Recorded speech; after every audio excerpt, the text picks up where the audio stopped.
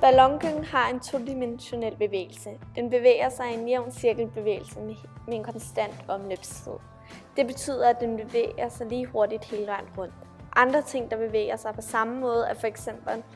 jordens bevægelse om solen.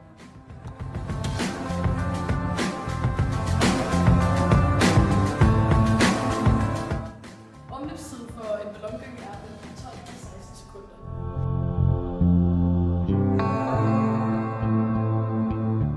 Når vi er oppe i toppen af ballongyngerne, så vejer vi mindre, end når vi er nede i bunden.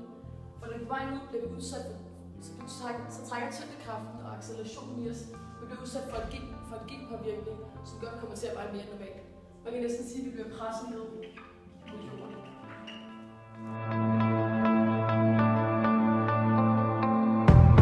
Det eneste sted i ballongyngerne, hvor man vil veje sin normale vægt, det vil være inde i midten.